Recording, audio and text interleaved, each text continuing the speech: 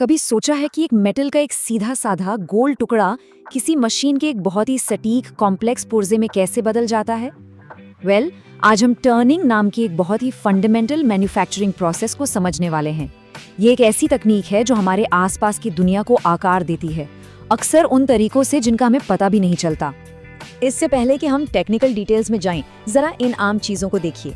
एक छोटे से स्क्रू से लेकर हमारी गाड़ियों के इंजन के जरूरी हिस्सों तक, इन सब में एक चीज कॉमन है, ये सभी टर्निंग प्रोसेस से गुजरते हैं। ये टेक्निक असल में हमारी मॉडर्न लाइफ की एक तरह से नींव है। तो आज के इस सफर में हम 5 मुख्य पड़ावों से गुजरेंगे। सबसे पहले टर्निंग असल में है क्या, फिर हम उस मशीन से मिलेंगे जो ये काम करती है। हम जानेंगे कि इससे क्या क्या किया जा सकता है, ये कैसे किया जाता है और सबसे जरूरी, इसे सुरक्षित तरीके से कैसे किया जाता है। तो चलिए शुरू करते हैं अपने पहले और सबसे बुनियादी सवाल से। आखिर ये टर्निंग है क्या चीज? आइए इसके कोर कंसेप्ट को पकड़ते हैं। इसे समझने का सबसे आसान तरीका है, इसे मेटल के लिए कुम्हार का चाक समझ लीजिए। बस एक फर्क है, यहाँ मेटल की एक रॉड यानी हमारा वर्क पीस तेजी से घूमता है और एक बहुत ही शार्प स्थिर कटिंग टूल धीरे धीरे उसकी परतें हटाता है और उसे एक परफेक्ट सिलिंड्रिकल शेप देता है। तो याद रखने वाली बात यह है, वर्क पीस घूमता है, टूल नहीं। अच्छा, अब सवाल ये उठता है कि ये सारा एक्शन होता कहाँ है? तो यहीं पर एंट्री होती है लेथ मशीन की। ये वो शानदार मशीन है जिस पर टर्निंग के सारे ऑपरेशंस किए जाते हैं। चलिए इसकी कुछ जरूरी हिस्सों से मुलाकात करते हैं। किसी भी मजबूत इमारत की तरह लेथ की भी एक ठोस नींव होती है जिसे कहते हैं बेड। यह भारी भरकम कास्ट आयरन का बेस होता है जो बाकी सभी पार्ट्स को सहारा देता है। यही वजह है कि मशीन में वाइब्रेशन कम होती है और हर कट में प्रिसिशन आती है। ये है हेड स्टॉक। समझिए, ये मशीन का इंजन या पावर हाउस है। इसके अंदर मोटर्स और गियर्स का एक पूरा सिस्टम होता है जो वर्क पीस को घुमाने के लिए जरूरी ताकत और सही स्पीड देता है। हेडस्टॉक के ठीक आगे लगा होता है चक। इसे आप मशीन का हाथ कह सकते हैं। इसका बस एक लेकिन बहुत ही जरूरी काम है, मेटल की रॉड यानी हमारे वर्क पीस को कसकर पकड़ना ताकि वो घूमते वक्त 1 इंच भी न हिले। मशीन के दूसरे छोर पर आपको मिलेगा टेल स्टॉक। जब किसी लंबे वर्क पीस पर काम हो रहा हो तो ये एक सपोर्टर का काम करता है। ये उसे दूसरे सिरे से सहारा देता है ताकि वो लड़खड़ाए नहीं और कटिंग एकदम सटीक हो। और आखिर में ये है कैरेज। इसे ऑपरेटर का कंट्रोल सेंटर कह सकते हैं।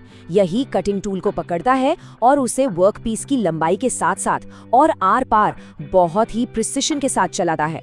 मतलब हर कट पर ऑपरेटर का पूरा कंट्रोल इसी से होता है। ठीक है, तो अब हम मशीन के एनाटॉमी को समझ चुके हैं।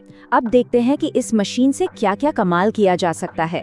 ये है टर्निंग का सबसे क्रिएटिव हिस्सा, जहां मेटल को अलग अलग शेप्स और फीचर्स दिए जाते हैं। लेथ की असली ताकत इसकी वर्सेटिलिटी में है। देखिए, प्लेन टर्निंग से आप किसी शाफ्ट का डायमीटर कम कर सकते हैं, फेसिंग से उसके सिरे को एकदम फ्लैट बना सकते हैं, और नर्लिंग, आपने टूल्स के हैंडल पर वो ग्रिप वाला पैटर्न देखा है, वो नर्लिंग से ही बनता है। ये तो बस कुछ ही उदाहरण है।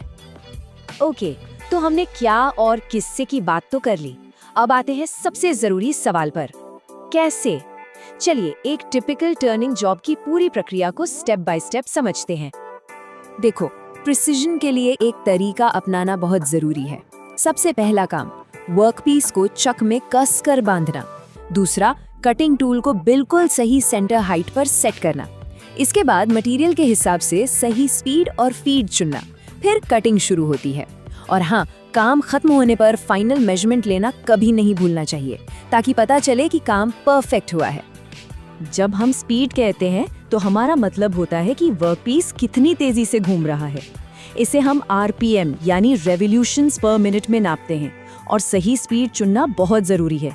जैसे एल्यूमिनियम जैसे सॉफ्ट मेटल के लिए ज्यादा स्पीड चाहिए, जबकि हार्ड स्टील पर काम करने के लिए स्पीड कम रखनी पड़ती है। और फीड का मतलब है कि कटिंग टूल वर्कपीस की लंबाई पर कितनी तेजी से आगे बढ़ रहा है।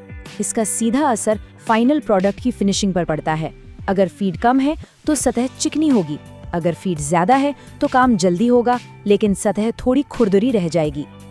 हमारा आखिरी जरूरी पैरामीटर है डेप्थ ऑफ कट, यानी टूल एक बार में मेटल की कितनी मोटी परत हटा रहा है। इसे ऐसे समझिए जैसे कोई मूर्तिकार पत्थर तराश रहा हो। पहले वो बड़े बड़े टुकड़े हटाकर एक मोटा मोटा आकार देता है, इसे कहते हैं रफिंग कट। फिर वो बारीक काम करके उसे फाइनल शेप देता है। ये हुआ हमारा फिनिशिंग कट। अब हम आते हैं सबसे ज्यादा जरूरी हिस्से पर। देखिए, लेथ एक बहुत पावरफुल मशीन है और पावर के साथ आती है जिम्मेदारी। इसलिए सेफ्टी रूल्स को जानना और उन्हें मानना इससे ज्यादा जरूरी कुछ भी नहीं है। तो आगे बढ़ने से पहले ये सवाल खुद से पूछना बनता है, क्या हम सुरक्षित तरीके से काम करने के लिए सच में तैयार हैं? क्योंकि इस माहौल में तैयारी ही आपको बचाती है। ये कुछ नियम है जिनसे कोई समझौता नहीं हो सकता। आँखों पर सेफ्टी ग्लासेस हमेशा होने चाहिए। कोई ढीले कपड़े, टाई या गहने नहीं, क्योंकि ये घूमती मशीन में फंस सकते हैं। और एक नियम तो गांठ बांध लीजिए, मशीन चलाने से पहले हमेशा चक्की यानी चक की चाबी को हटा दें। ये एक छोटी सी आदत है जो बहुत बड़े हादसे को रोक सकती है। तो ये हुनर सिर्फ एक वर्कशॉप तक ही सीमित नहीं है, ये एक इंडस्ट्रियल जरूरत है। गाड़ियों के इंजन में लगे पिस्टन से लेकर ट्रेन के पहियों के एक्सल तक, टर्निंग वो प्रोसेस है जो हमारे ट्रांसपोर्ट और मैन्युफैक्चरिंग सेक्टर को चला रही है। ये सच में हमारी इंडस्ट्रियल दुनिया की रीढ़ की हड्डी है। तो इस हुनर को सीखने से कौन से रास्ते खुलते हैं? देखिए, स्किल्ड टर्नर या लेथ ऑपरेटर्स की हमेशा बहुत डिमांड रहती है। इससे प्राइवेट और सरकारी दोनों सेक्टर्स में अच्छी नौकरी के मौके मिलते हैं। ये ITI जैसे ट्रेड कोर्सेज के लिए एक मजबूत बुनियाद है। और हाँ, अगर आप में अपना काम करने का जज्बा है तो ये हुनर आपको अपनी खुद की वर्कशॉप शुरू करने का मौका भी दे सकता है। आज हमने टर्निंग और लेथ मशीन की दुनिया की बस एक सतह को खुरचा है। हमने इसकी बुनियाद, मशीन और प्रक्रिया को समझा। लेकिन किसी भी स्किल की तरह असली जादू तब होता है जब ये ज्ञान आपके हाथों में हुनर बनकर उतरता है। तो अब जब नींव समझ आ गई है, सवाल ये है कि आप क्या बनाएंगे।